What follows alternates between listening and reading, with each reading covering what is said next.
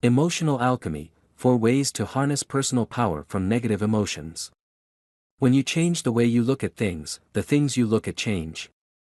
Dyer Emotional alchemy is the ultimate psychological leveling mechanism.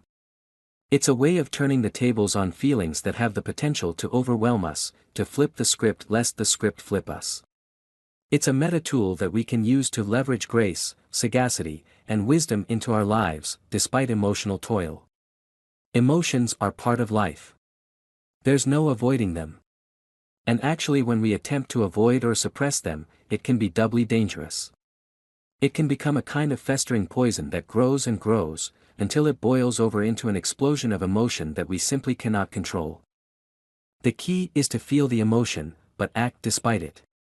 Be fully present with the emotion, honor it, and then act in a way that the emotion doesn't become our puppet master.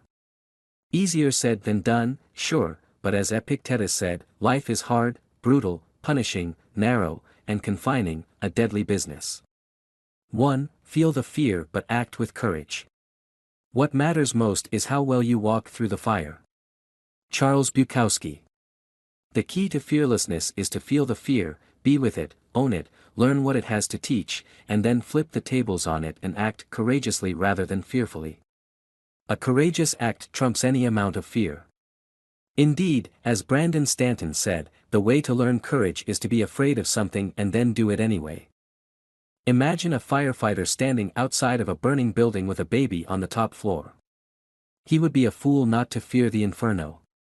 Fear is the natural and proper response to a deadly situation. But if he doesn't act courageously despite the fear, then the baby dies. So he must feel the fear, but then act with courage, in order to do the right thing.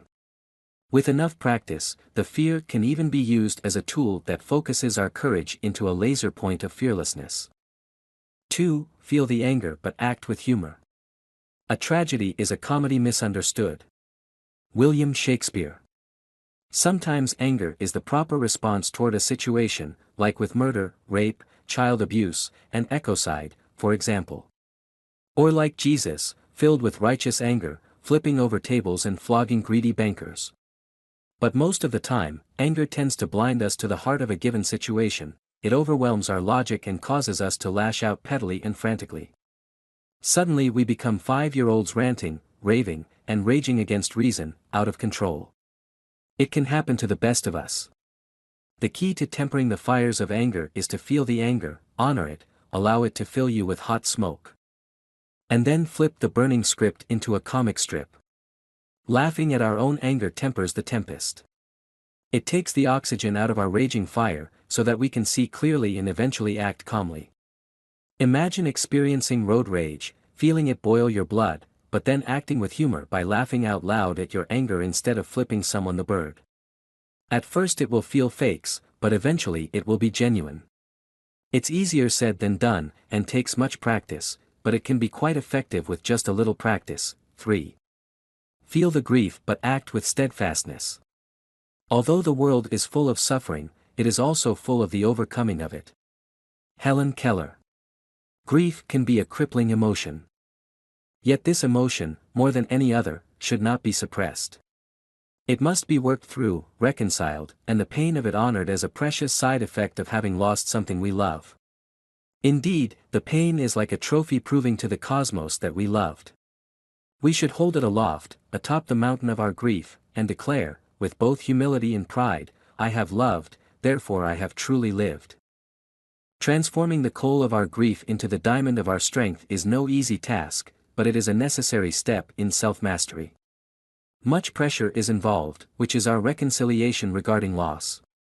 We must feel the grief but act with steadfastness in order to truly honor our loss and not fall, crippled and holistic, into the existential black hole. 4. Feel jealousy but act with compersion. This is a tough one. Probably the most counterintuitive of the 4 strategies. Jealousy can be a gut-wrenching emotion that can easily tip us over into other emotions like anger, grief, and even fear. It's one of those emotions that slaps our ego around and gives our insecurities a reason to rear their ugly heads. It's especially bad when the person that we're jealous over has made a serious commitment to us and has betrayed our trust. Soul-wrenching stuff. Turning the tables on this emotion is extremely difficult. Almost as difficult as forgiveness, which is possibly one of the most difficult things a human can do. The concept of compersion is right up there, and for some people, may even be more difficult than forgiveness.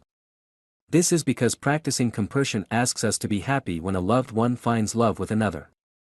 It's the ultimate challenge of our love, asking, if you truly love him, her, you will be happy that they finally discovered love with someone else. Sure, you would rather that love had been discovered with you. But that's life.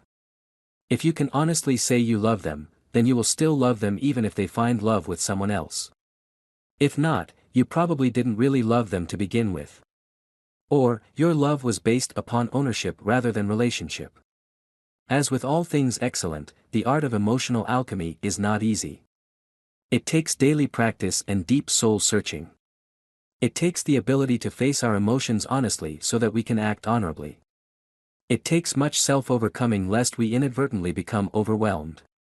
As Rumi said, "Every moment I shape my destiny with a chisel. I am the carpenter of my own soul." Operator, if you like our article, give conscious reminder a thumbs up, and help us spread love light. Operator.